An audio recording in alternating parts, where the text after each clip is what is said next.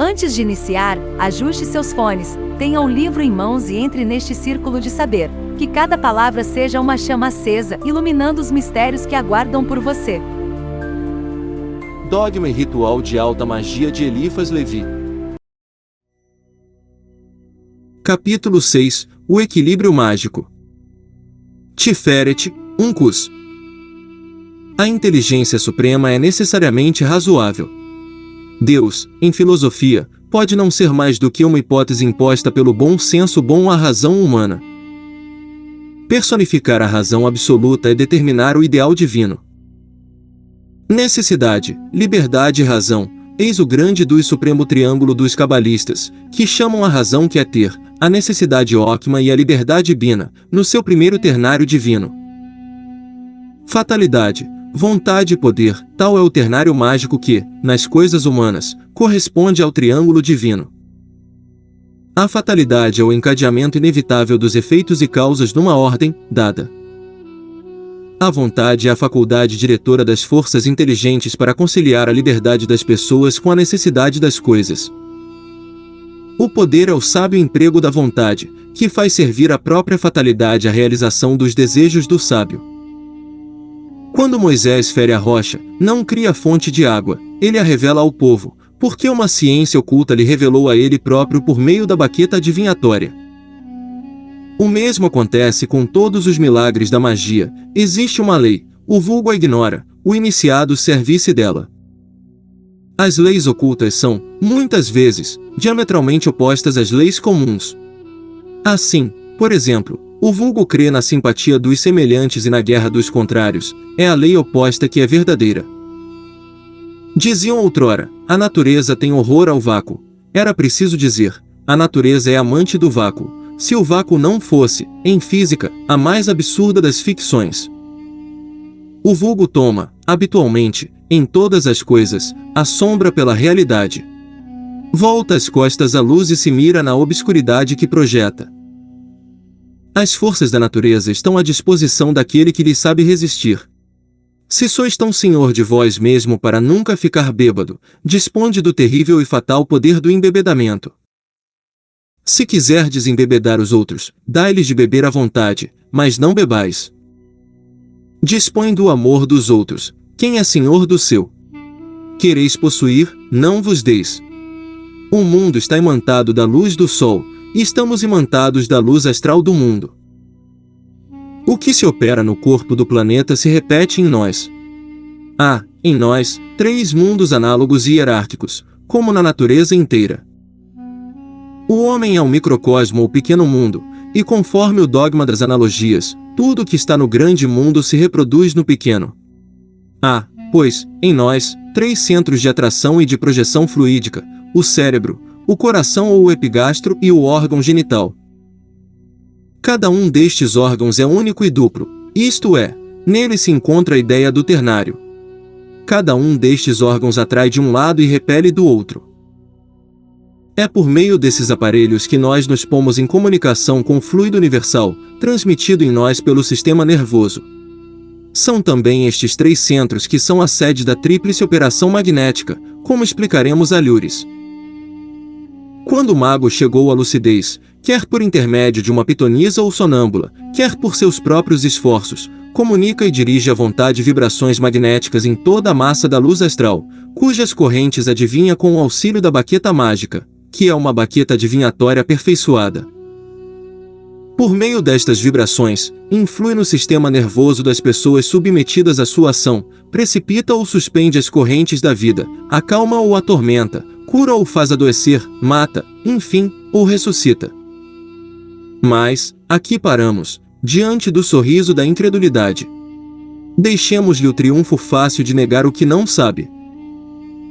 Demonstraremos, mais tarde, que a morte é sempre precedida de um sono letárgico e só opera por graus, que a ressurreição, em certos casos, é possível, que a letargia é uma morte real, mas não acabada, e que muitos mortos acabam de morrer depois do seu enterro. Mas não é disso que se trata neste capítulo. Dizemos, pois, que uma vontade lúcida pode agir sobre a massa da luz astral, e, com o concurso de outras vontades que absorve e arrasta, determinar grandes e irresistíveis correntes. Digamos também que a luz astral se condensa ou se rarifica, conforme as correntes acumulam, mais ou menos, em certos centros. Quando falta energia suficiente para alimentar a vida, causa doenças de decomposição súbita, que fazem o desespero da medicina. O cólera morbo, por exemplo, não tem outra causa, e as colunas de animálculos observados e supostos por certos sábios podem ser o efeito dele, antes que a causa. Era, pois, preciso tratar o cólera por insuflação, se, em tal tratamento, o operador não se expusesse a fazer com o paciente uma troca muito perigosa para o primeiro. Todo esforço inteligente da vontade é uma projeção de fluido ou luz humana, e aqui importa distinguir a luz humana da luz astral, e o magnetismo animal do magnetismo universal. Servindo-nos da palavra fluido, empregamos uma expressão generalizada e procuramos fazer-nos compreender por este meio, mas estamos longe de dizer que a luz latente seja um fluido. Tudo nos levaria, pelo contrário, a preferir, na explicação deste ente fenomenal, o sistema das vibrações. Seja como for, esta luz, sendo um instrumento da vida, se fixa naturalmente em todos os centros vivos. Ela se prende ao centro dos planetas como ao coração do homem, e por coração entendemos, em magia, o grande simpático, mas se identifica a vida própria do ser que anima, e é por esta propriedade de assimilação simpática que ela se divide sem confusão. Assim, ela é terrestre nas suas relações com o globo da Terra e exclusivamente humana nas suas relações com os homens. É por isso que a eletricidade, o calórico, a luz e a imantação produzidas pelos meios físicos ordinários, não somente não produzem, mas, ao contrário, tendem a neutralizar os efeitos do magnetismo animal. A luz astral, subordinada a um mecanismo cego, e procedendo dos centros dados de autotelia, é uma luz morta, e opera matematicamente, conforme os impulsos dados ou conforme leis fatais. A luz humana, pelo contrário, só é fatal no ignorante que faz tentativas ao acaso. No vidente, ela é subordinada à inteligência, submetida à imaginação e dependente da vontade. É esta luz que, projetada sem cessar pela nossa vontade, forma o que Swedenborg chama as atmosferas pessoais. O corpo absorve o que o rodeia e irradia sem cessar, projetando seus miasmas e suas moléculas invisíveis. O mesmo acontece com o espírito, de modo que este fenômeno, chamado por alguns místicos o respiro, tem realmente a influência que lhe é atribuída, quer no físico, quer no moral. É realmente contagioso respirar o mesmo ar que os doentes, e achar-se no círculo de atração e expansão dos malvados.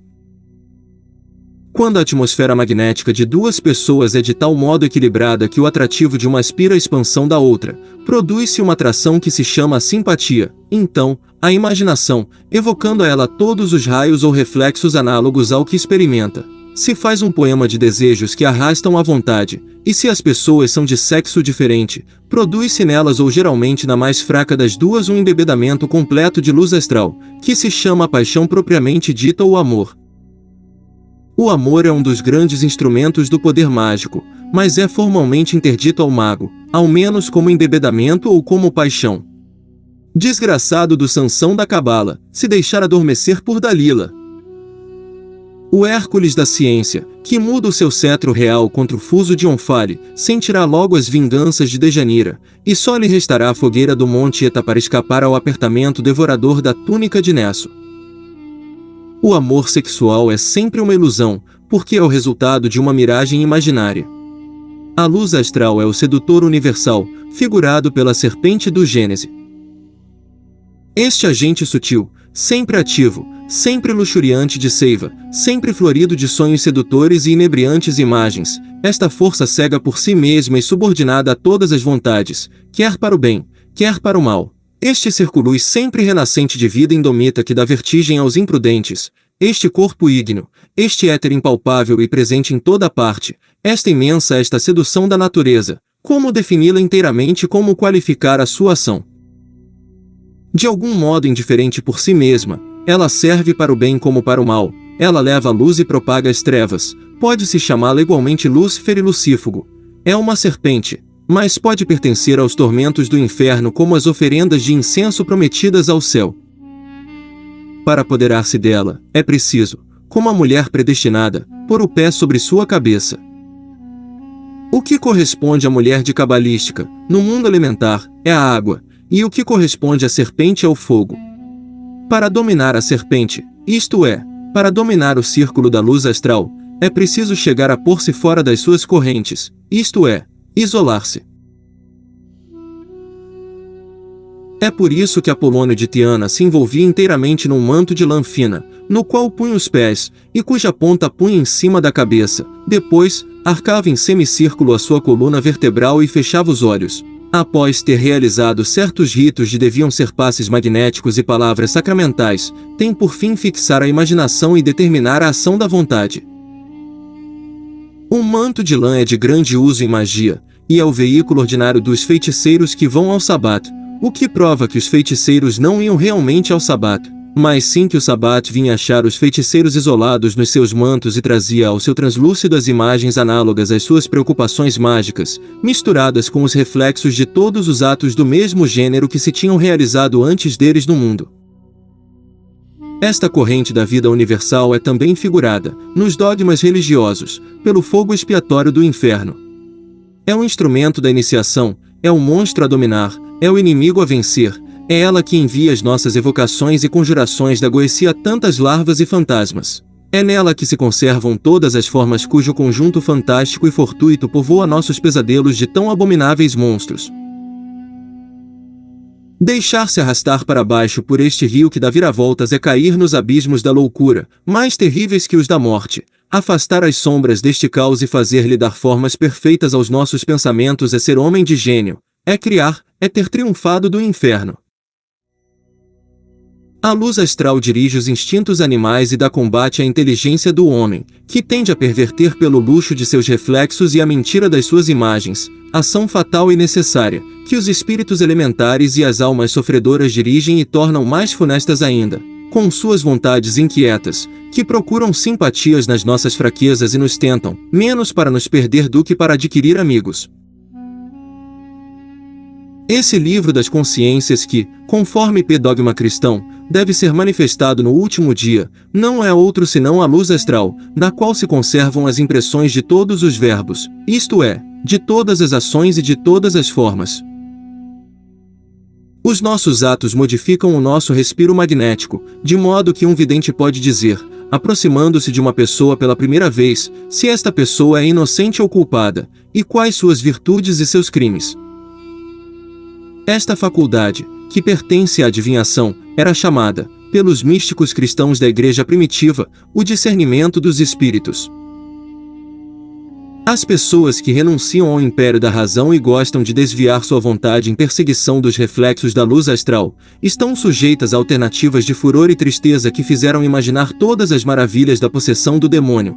É verdade que, por meio destes reflexos, os espíritos impuros podem agir sobre tais almas, fazer delas instrumentos dóceis e mesmo habituar-se a atormentar o seu organismo, no qual vem residir por obsessão ou embrionato.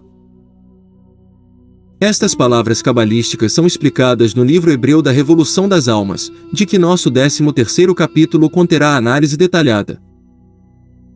É, pois, extremamente perigoso divertir-se com os mistérios da magia, principalmente, temerário praticar seus ritos por curiosidade, por ensaio e como que para tentar as forças superiores. Os curiosos que, sem serem adeptos, se preocupam de evocações ou magnetismo oculto, parecem crianças que brincam com fogo perto de um barril de pólvora fulminante, serão, mais cedo ou mais tarde, vítimas de alguma terrível explosão. Para isolar-se da luz astral, não basta rodear-se de pano de lã, é preciso ainda, e principalmente, ter imposto uma quietação absoluta ao seu espírito e ao seu coração, ter saído do domínio das paixões e estar seguro na perseverança dos atos espontâneos de uma vontade inflexível. É preciso também reiterar muitas vezes os atos desta vontade, como veremos na nossa introdução ritual. A vontade fica certa de si mesma só por atos, como as religiões só têm império e duração pelas suas cerimônias e seus ritos. Existem substâncias inebriantes que, exaltando a sensibilidade nervosa, aumentam o poder e por das representações, e por conseguinte, das seduções astrais, pelos mesmos meios, mas seguindo uma direção contrária, pode-se amedrontar e perturbar os espíritos. Estas substâncias, magnéticas por si mesmas e magnetizadas ainda pelos práticos, são o que se chamam filtros ou beberagens encantadas. Mas não trataremos desta perigosa aplicação da magia envenenadora. Não existem mais, é verdade, fogueiras para os feiticeiros, mas há sempre, e mais do que nunca, castigos para os malfeitores. Limitemo-nos, pois, a constatar, na ocasião, a realidade deste poder. Para dispor da luz astral é preciso também compreender a sua dupla vibração e conhecer a balança das forças, que se chama o equilíbrio mágico, e que, em Cabala, se exprime pelo cenário. Este equilíbrio, considerado na sua causa primeira, é a vontade de Deus, no homem, é a liberdade, na matéria, é o equilíbrio matemático. O equilíbrio produz a estabilidade e a duração.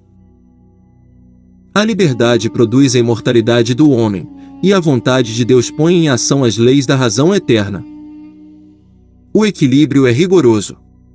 Se for observada a lei, ele existe; se for violada, por mais levemente que seja, ele não existe mais. É por isso que nada é inútil ou perdido. Toda palavra e todo movimento são pró ou contra o equilíbrio, pró ou contra a verdade, porque o equilíbrio representa a verdade, que se compõe de pró e do contra conciliados, ou, ao menos, mutuamente equilibrados. Dizemos, na introdução do ritual, como o equilíbrio mágico deve ser produzido, e por que ele é necessário para o sucesso em todas as operações. A onipotência é a liberdade mais absoluta. Ora, a liberdade absoluta não poderia existir sem um equilíbrio perfeito. O equilíbrio mágico é, pois, uma das condições primárias do sucesso nas operações da ciência, e deve-se procurá-lo até na química oculta, aprendendo a combinar os contrários sem os neutralizar um por outro. É pelo equilíbrio que se explica o grande e antigo mistério da existência e da necessidade relativa do mal. Esta necessidade relativa dá, em magia negra, a medida do poder dos demônios ou espíritos impuros, aos quais as virtudes que são praticadas na terra dão mais furor, e, em aparência, até mais força. Nas épocas em que os santos e anjos fazem abertamente milagres, os feiticeiros e diabos fazem, por sua vez, maravilhas e prodígios.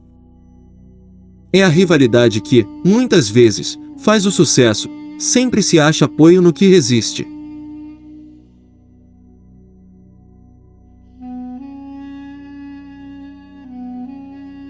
Aqui você encontra leituras, reflexões e estudos de livros clássicos e modernos sobre magia, espiritualidade e filosofia esotérica. Um espaço para mergulhar nos mistérios ocultos e expandir a consciência. Inscreva-se e caminhe conosco pelos caminhos ocultos do saber.